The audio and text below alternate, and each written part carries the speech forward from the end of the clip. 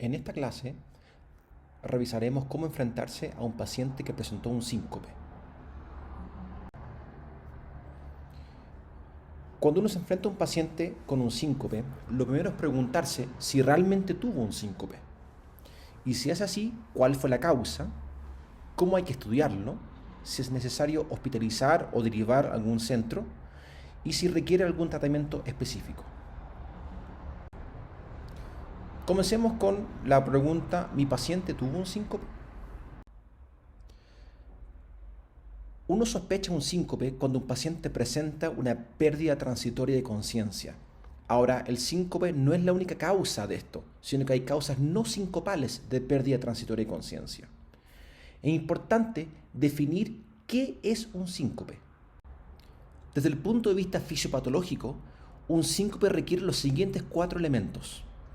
Ocurre una pérdida brusca de conciencia y del tono postural secundario a hipoperfusión cerebral global. La recuperación va a ser espontánea y ad integrum una vez que se recupera la perfusión de la corteza cerebral. Y habitualmente va a ser de corta duración. Un ejemplo de un síncope que puede ser de larga duración es si el paciente presenta un síncope y se acompaña de un TEC. Puede ser que ahí no recupere espontáneamente la conciencia de forma integrum o rápidamente. Las causas no sincopales de pérdida transitoria de conciencia no tienen las características mencionadas anteriormente. Una convulsión presenta un estado poictal. Un TIA, en realidad es muy raro que un TIA cause una pérdida transitoria de conciencia. Habitualmente producen focalidad neurológica, pero para que ocurra una pérdida transitoria de conciencia, el TIA tiene que estar afectando solamente la sustancia reticular activante, lo cual es raro. La hipoxemia, claro, cuando hay hipoxemia puede haber una pérdida de conciencia, pero habitualmente la recuperación no es espontánea, sino que se recupera cuando uno resuelve la causa de la hipoxemia, por ejemplo, una obstrucción de vía aérea por cuerpo extraño. La hipoglicemia pasa algo similar. Para que alguien tenga una hipoglicemia tiene que estar ya superados los mecanismos de contrarregulación. Eso quiere decir que la glicemia está baja y no hay cómo subirla si no es por una intervención, ya sea aportando glucosa o glucagón. Entonces la hipoglicemia no se recupera espontáneamente. Y un TEC, en realidad, el estado de compromiso de conciencia habitualmente es prolongado y la recuperación no es ad integrum en general. Habitualmente se demora en recuperar la conciencia el paciente. Y por último están las causas psicógenas, donde en realidad la pérdida de conciencia no fue tal, sino que fue un síndrome conversivo. Entonces, lo que es clave desde el punto de vista fisiopatológico es que el síncope presenta una hipoperfusión cerebral global y eso es la causa del síncope. Ya se hipoperfunde toda la corteza cerebral. Eso quiere decir que tiene que haber algún grado de hipotensión o disminución del flujo de sangre hacia la corteza cerebral. Aquí vamos a repasar el concepto de autorregulación de flujo cerebral. Si se fijan en el gráfico a la izquierda, tenemos el flujo de sangre a nivel del cerebro y la presión arterial media sistémica. En general, cuando la presión arterial de la aorta y de las carótidas se mantiene dentro de un rango, el flujo cerebral también se mantiene dentro de ese rango. Es decir, si va aumentando la presión arterial media, no aumenta el flujo de sangre al cerebro. Y si disminuye la presión arterial media, no disminuye el flujo de sangre a nivel del cerebro, lo cual mantiene un aporte de oxígeno constante a nivel cerebral y una presión de perfusión constante a nivel de las arterias cerebrales. Esto se debe a la autorregulación de flujo. Esto ocurre por vasodilatación y vasoconstricción para mantener un flujo constante a nivel cerebral. Pero si la presión arterial media empieza a subir sobre cierto punto, por ejemplo en este gráfico, en un paciente normotenso, si la presión arterial sube sobre 150 milímetros de mercurio, empieza a aumentar rápidamente el flujo de sangre a nivel cerebral, aumentando el riesgo de daño arterial e hemorragia intracraneal. Por eso, en las emergencias hipertensivas pueden ocurrir hemorragias intracraneales. En cambio, cuando la presión arterial media cae bajo 60 milímetros de mercurio, empieza a aumentar la probabilidad de una hipoperfusión cerebral. ¿Ya? En general, el cerebro requiere al menos una presión arterial sistémica de 60 milímetros de mercurio como presión arterial media para mantener una presión de perfusión cerebral constante. Cuando la presión arterial media cae bajo 60, ocurre una hipoperfusión de la corteza cerebral y también de la sustancia reticular activante, lo cual se traduce en la pérdida de conciencia y del tono postural. ¿Ya? La persona en el fondo va a caer súbitamente al suelo al no haber tono postural y va a mantener una pérdida de conciencia por el tiempo en que se tarde en restituir el flujo de sangre a nivel cerebral. ¿Ya? A manera de ejemplo, cuando el flujo sanguíneo ya disminuye drásticamente por más de 6 a 8 segundos, en fondo va a ocurrir un síncope de todas maneras. ¿Ya? Em, Recuerden que la presión arterial depende del gasto cardíaco y de la resistencia vascular periférica. Por lo tanto, cualquier elemento que haga disminuir el volumen expulsivo o que disminuye la frecuencia cardíaca o que disminuye la resistencia vascular periférica puede traducirse en una caída de la presión arterial sistémica con la consecuente hipoperfusión cerebral. En la derecha estamos viendo un ejemplo de un paciente. Este es un paciente que ingresó a la unidad coronaria por un bloqueo AV completo y se le instaló una sonda de marcapasos transitoria al paciente. ¿Ya? A través de la vía yugular se le puso un marcapaso que estaba estimulando el ventrículo derecho para mantener el gasto cardíaco. Acá, si se fijan en el trazado de arriba, se ve una espiga del electrocardiograma antes de cada QRS. ¿Ya? Estamos viendo dos derivadas. Aquí estamos viendo, en el fondo, la curva de saturación de oxígeno, ¿ya? La respiración, y estamos viendo una curva de línea arterial, ¿ya? Con la presión arterial sistólica y la diastólica y la presión arterial media. En este paciente, por un momento, se apagó el marcapaso, ¿ya? Y aquí ocurrió una espiga. En realidad, más que apagarse el marcapaso, perdió la captura, no estaba estimulando correctamente el ventrículo derecho. Y vean qué ocurrió. Al no haber contracción ventricular en este ciclo, este ciclo, este ciclo, en el fondo se saltó 3 latidos del corazón. Ocurrió una pausa, por supuesto. ¿Ya? Esta pausa se traduce entonces en que la última presión arterial sistólica fue esta y posteriormente empecé a caer la presión arterial, cae, sigue cayendo, sigue cayendo, sigue cayendo. ¿Por qué? Porque al no haber frecuencia cardíaca y al no haber volumen expulsivo, empieza a caer el gasto cardíaco y cae la presión arterial. Entonces, mientras más prolongado ocurre esto, mayor probabilidad hay de que hipoperfunda el cerebro y que termine con un síncope, al menos hasta reposicionar el cable del marcapaso que ocurrió acá y volvió a estimular el corazón. ¿Ya? Esto es solamente un ejemplo para mostrar qué ocurre cuando cae el gasto cardíaco de forma súbita. ¿Ya?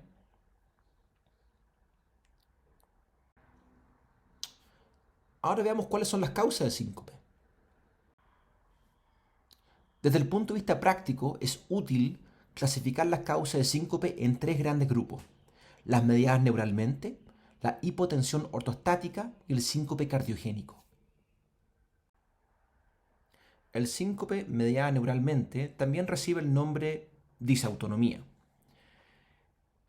Para comprender este síndrome, tenemos que recordar que la regulación de la presión arterial y de la frecuencia cardíaca está dado por un equilibrio entre el sistema simpático y el parasimpático. Y frente a distintas situaciones, puede ser que esté sobreestimulado uno de los dos ejes. En general, para que ocurra un síncope, tiene que ocurrir en algún momento una hiperrespuesta, una hiperreactividad parasimpática, que va a llevar a vasodilatación arterial y venosa con una disminución del retorno venoso hacia el corazón, o sea, baja la precarga, y una disminución de la resistencia vascular periférica, con lo cual baja la presión arterial, y también muchas veces ocurre algún episodio de bradicardia. Todo esto dado por una sobreestimulación del nervio vago. Como el nervio vago está sobreestimulado, es muy común que un paciente que presenta un síncope mediado neuralmente se acompañe también de otros síntomas vagales, como puede ser sudoración, náusea, palidez, como un prodromo antes de el síncope propiamente tal. Existen muchos subtipos de síncopes mediadas neuralmente, dentro de los cuales el más común es el vaso vagal, donde esta hiperreactividad parasimpática está dado por una respuesta emocional. También puede ser por hipersensibilidad del seno carotidio. El síncope neurocardiogénico, o también llamado gravitacional, que ocurre en algunas personas cuando llevan mucho tiempo de pie. Un ejemplo es un interno que está ayudando en pabellón de cirugía y a muchas horas de pie y de repente presenta un síncope. Habitualmente previo a eso se empieza a sentir mal, tiene un prodromo, visión borrosa, sudoración, palidez, etc. Y el síncope situacional, donde existe un elemento gatillante que favorece la hiperrespuesta del nervio vago, como puede ser una maniobra valsalva, la micción, en el fondo el pujo, estimulaciones a nivel faringio, ¿ya? Y también existe el reflejo de inmersión que ocurre a veces en algunos niños, ¿ya? Al sumergirse en aguas heladas, ¿ya? Vamos a mostrar ahora un ejemplo de cómo funciona desde el punto de vista fisiopatológico este tipo de síncope. Veamos el ejemplo de un síncope gravitacional. Si un paciente lleva mucho tiempo de pie, empieza a ocurrir un pooling venoso de sangre. Las piernas pueden acumular entre 300 a 800 ml solamente por efecto de gravedad. Por lo tanto, esto produce una disminución de retorno venoso a nivel de las cámaras cardíacas. La disminución de retorno venoso va a ser sensado por barroreceptores sistémicos y también por mecanorreceptores a nivel del ventrículo izquierdo. Para intentar compensar la menor precarga y por ende el menor gasto cardíaco, debe ocurrir un aumento del tono simpático. Hasta aquí todo bien, esto es lo que ocurre en todas las personas. Pero en algunas personas que presentan disautonomía, este aumento del tono simpático va a producir contracciones excesivamente vigorosas, donde el ventrículo izquierdo va a empezar a aplaudir. Aplaude de tal manera que se contraen las paredes y se golpean las paredes del ventrículo izquierdo durante el sístole. Esto va a ser sensado por mecanorreceptores que determinan un exceso de actividad simpática. La misma persona en este momento puede sentir palpitaciones, porque siente contracciones vigorosas del corazón. Pero esto va a provocar otro arco reflejo, que va a ser para inhibir esta excesiva actividad simpática a nivel del ventrículo izquierdo, va a ocurrir una activación del parasimpático. Entonces imagínense ahora un paciente que tiene pooling venoso, que tiene disminución del retorno venoso, que ya tiene una precarga baja, se activó el sistema parasimpático. Y el sistema parasimpático va a producir vasodilatación venosa y vasodilatación arterial, con una consecuente caída de la presión arterial. Además, al ser el nervio vago el que está sobreestimulado, va a ocurrir síntomas como diaforesis, malestar epigástrico, náuseas, sudoración, palidez, ¿ya? Y esto va a perpetuar y va a continuar causando cada vez más hipotensión con la consecuente sensación de hipotimia y finalmente un síncope, ¿ya? Este ejemplo de un paciente que está mucho tiempo de pie con disautonomía también se puede aplicar a un síncope vagal partiendo por acá. Si una persona presenta un síncope vasovagal de causa emocional, lo que habitualmente está ocurriendo es que la emoción provoca un exceso de contracción del ventrículo izquierdo, con la consecuente sensación a nivel de los mecanorreceptores, que van a inhibir la actividad simpática excesiva y van a crear una respuesta parasimpática excesiva con la misma sintomatología, la hipotensión y el síncope.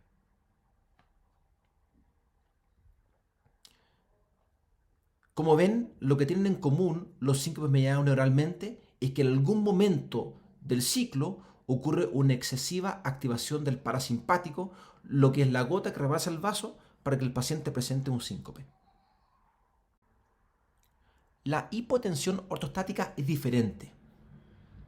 Acá existe una disminución del retorno venoso al ponerse de pie, pero no se va a acompañar de una hiperrespuesta vagal.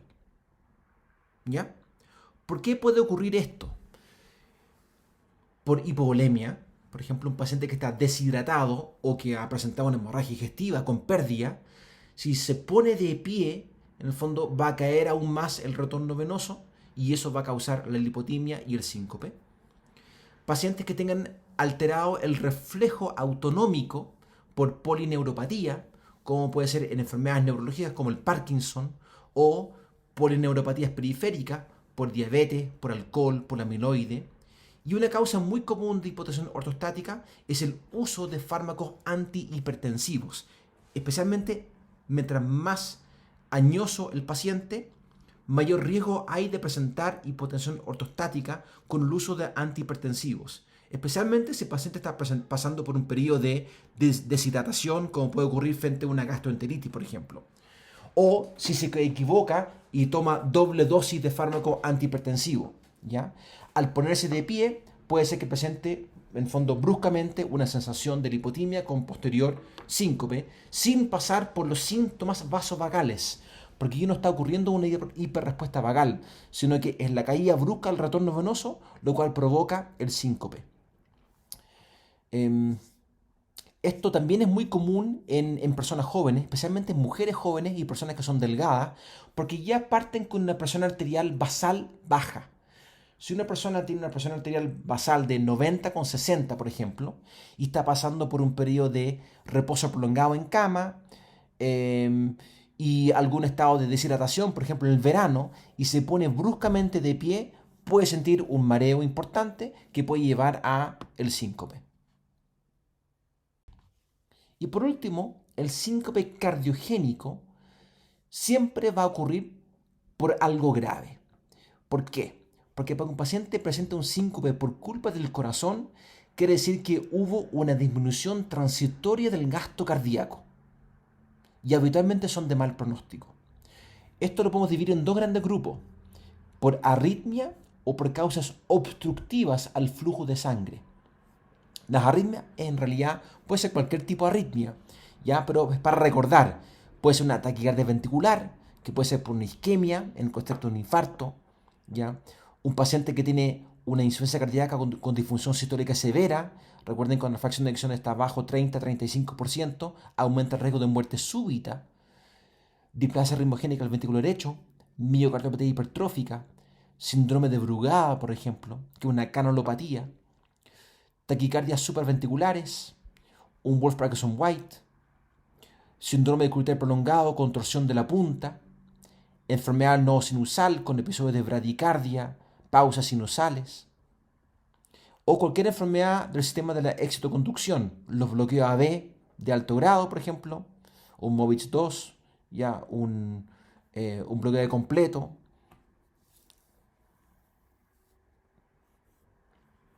Y el síncope cardiogénico de causa obstructiva, en realidad son causas también muy graves. Habitualmente lo que acompaña este tipo de síncope es que en general son desencadenados por esfuerzo físico. Habitualmente el paciente que tiene una estenosis aórtica que hace un esfuerzo mayor, bueno, puede presentar un síncope, estenosis aórtica severa, miocardiopatía hipertrófica obstructiva, estenosis mitral severa, un tumor que es el mixoma auricular que ocluye la válvula mitral. Ya vimos el TEP de alto riesgo, el TEP masivo, ya de alto riesgo, y un taponamiento cardíaco, ¿ya? Son causas graves de síncope.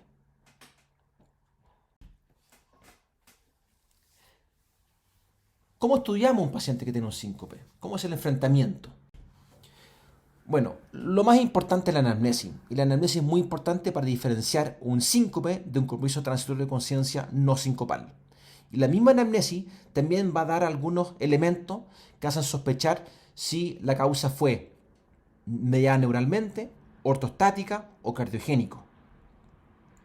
En cuanto al examen físico, obviamente hay que ir a buscar elementos de cardiopatía estructural al examen físico y también buscar hipersensibilidad al seno carotidio.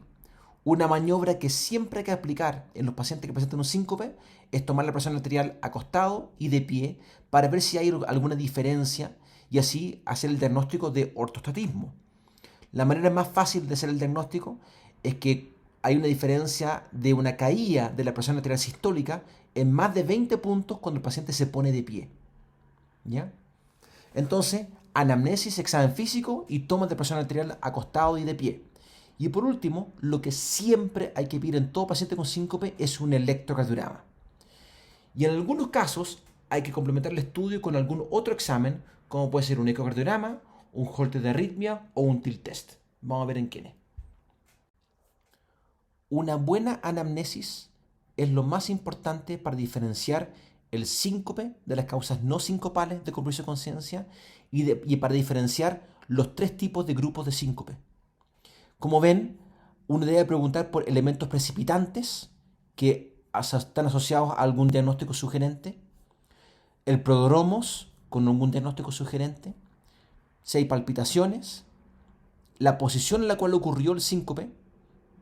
No es lo mismo tener un síncope estando de pie, por ejemplo, que estando ya acostado. Obviamente si el paciente ya está acostado, en el fondo la causa va a ser más grave, porque habitualmente tiene que ocurrir por alguna arritmia, por ejemplo. ¿Y qué ocurre en el post-evento? ¿Ya? Para diferenciar, por ejemplo, el síncope de las causas no sincopales como un TEC o una convulsión. Como ven acá, una ayuda de memoria es que cuando uno interroga a un paciente con síncope, hay que buscar las 5 P's. Los precipitantes, el prodromos, las palpitaciones, la posición en la cual ocurrió el síncope y qué pasó en el post-evento. Cuando un compromiso transitorio de conciencia fue acompañado de movimientos mioclónicos, podría ser un síncope, porque cuando hay hipoperfusión cerebral podrían haber movimientos involuntarios musculares, ¿ya? En cambio, cuando la convulsión fue tónico-clónica, no puede ser un síncope porque eso fue una convulsión. La hipertonía no puede estar acompañado a una hipoperfusión cerebral global. Cuando hay hipertonía, necesariamente fue una convulsión. La incontinencia urinaria, por ejemplo, es inespecífico, porque un paciente con una convulsión puede tener una incontinencia, pero un síncope también. Si un paciente se levanta en la noche al baño con deseo miccional y al levantarse en la cama presentó un síncope ortostático, bueno, puede ser que mientras esté comprometido de conciencia se orine. Así que la verdad es que la incontinencia no es un elemento clave para diferenciar la convulsión del síncope. En cambio, la mordedura de lengua sí. Nuevamente, porque para que se muerda la lengua un paciente, tiene que haber un episodio de hipertonía. Y el síncope no tiene hipertonía, tiene solamente disminución del tono postural. Por lo tanto, la mordedura de lengua habla de convulsión. Los antecedentes siempre ayudan, por supuesto. Si el paciente tiene antecedentes de alguna cardiopatía, obviamente uno tiene que ser muy mal pensado en buscar la causa cardiogénica, ¿ya? Y si hay antecedentes familiares de muerte súbita, también hay que ser muy mal pensado porque existen causas síncopes que son heredables, como el síndrome de Brugada, la displasia ritmogénica del ventrículo derecho, síndrome QT prolongado y la miocardiopatía hipertrófica. En cuanto al electrocardiograma, obviamente hay que analizar el electro con detención. Es importante siempre buscar trastornos del ritmo, trastornos de la conducción eléctrica, los bloqueos AB, por ejemplo, y los bloqueos de rama. Si hay algún elemento de cardiopatía estructural, como hipertrofia ventricular, onda T negativa, etc. Las canulopatías, buscar el electro buscando un Brugada, por ejemplo. Y si hay algún elemento que haga sospechar un Wolff-Parkinson-White, o sea, una preexcitación, ¿ya? Siempre hay que buscar todos los elementos en el electro. Y en cuanto a los otros exámenes, el ecocardiograma es de utilidad, por supuesto. Es obligatorio realizarlo cada vez que enfrentamos a un paciente donde hay una sospecha de una etiología cardiogénica, ¿ya? ¿Cómo vamos a sospechar la etiología cardiogénica? Tanto por la anamnesis, el examen físico y por cualquier electrocardiograma que esté alterado. En cuanto a la anamnesis, siempre hay que ser mal pensado. Si un paciente presentó un síncope sin prodromos, hay que ser mal pensado. Eso puede ser una arritmia, por ejemplo. Si estaba acompañado de palpitaciones, puede ser vasovagal, por supuesto, sí, pero también podría ser una arritmia. Si fue asociado a dolor torácico, hay que ser mal pensado. Una arritmia de alta frecuencia o isquemia en el contexto de una taquicardia ventricular, ¿ya? O una estenosis aórtica severa, por ejemplo. Si el síncope fue de esfuerzo, muy mal pensado, pensar siempre en estenosis aórtica, en TEP, en estenosis mitral, en miocardiopatía hipertrófica. Y si el síncope ocurrió en decúbito, hay que ser muy mal pensado, ¿ya? Todos son elementos que son banderas rojas en los cuales hay que siempre sospechar un síncope cardiogénico, ¿ya? El holter de arritmia no siempre es necesario, por ejemplo, cuando uno sospecha un síncope en fondo media neuralmente o un ortostático, no es necesario, pero si estamos sospechando una arritmia o si hubo palpitaciones, en el fondo siempre es bueno complementar con un holter de arritmia. Y el TIR test, que es un examen que nos puede en el fondo confirmar si existe una disautonomía, un síncope media neuralmente, no siempre está indicado y tampoco es necesario para hacer el diagnóstico. ¿Ya? ¿Cuándo lo utilizamos? Lo utilizamos cuando existe una probabilidad intermedia de que sea un síncope media neuralmente. ¿Ya? Es decir, si tengo la duda, si no estoy seguro, si fue claramente media neuralmente, no tengo para qué pedir un TIR test. ¿Ya? Y si fue claramente de otra causa, no hay para qué pedir un TIR test. ¿Ya? Se pide solamente si no estamos seguros de la etiología. ¿Ya? Entonces, resumiendo hasta el momento, cuando hay una pérdida transitoria de conciencia, requiere una evaluación inicial, dentro de los cuales la anamnesis es por lejos la más importante, para diferenciar un síncope de una causa no sincopal de compromiso de conciencia. Si definí que el paciente tuvo un síncope, debo completar la anamnesis buscando las síncopes, realizar un buen examen físico, incluyendo la presión arterial en decúbito y de pie para buscar causas ortostáticas, siempre pedir un electrocardiograma. Si tengo claro si la causa fue mediada neuralmente, no es necesario pedir otros exámenes en ese momento. Lo mismo ocurre si fue ortostático, pero si no tengo claro la causa del síncope, debo completar con un ecocardiograma, ya muchas veces un holter de arritmia y en algunas pocas condiciones un TIR test. El TIR test siempre va a ser lo último, ya no se pide de entrar al TIR test. Es solamente como diagnóstico diferencial cuando no he definido la causa del síncope. ¿Cuándo hospitalizar? Bueno, si el síncope fue mediada neuralmente, no requiere hospitalización, son causas benignas de síncope. Si el síncope fue ortostático, va a depender de la etiología. Por ejemplo, si fue por deshidratación, puede ser que hidrate al paciente en la urgencia y después lo envíe a su domicilio, una vez que haya normalizado la presión arterial. Pero si hay una sospecha de hemorragia digestiva, por ejemplo, es mejor hospitalizar al paciente. Y si el síncope fue cardiogénico, siempre hay que hospitalizar. Son de mal pronóstico y van a requerir un tratamiento y diagnóstico oportuno. ¿Cuál sería el tratamiento de las causas de síncope? En cuanto al síncope mediado neuralmente, es importante educar al paciente sobre el carácter benigno del síncope, lo cual ya baja mucho el grado de ansiedad asociado. Hay que aprender a reconocer el prodromo y así poder evitar situaciones gatillantes y también realizar medidas posturales para evitar el síncope. ¿Qué quiere decir esto? Cuando el paciente siente un prodromo, lo importante es que se recueste, que levante las piernas para facilitar el retorno venoso hacia el corazón.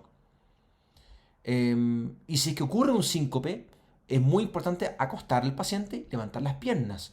No sostenerlo, porque si lo sostienen, van a disminuir el retorno venoso y cada vez le va a llegar menos sangre a la cabeza y ahí puede empezar a tener cada vez una hipoperfusión cerebral más prolongada, con mioclonía y ahí se complica todo el cuadro clínico. ¿Ya?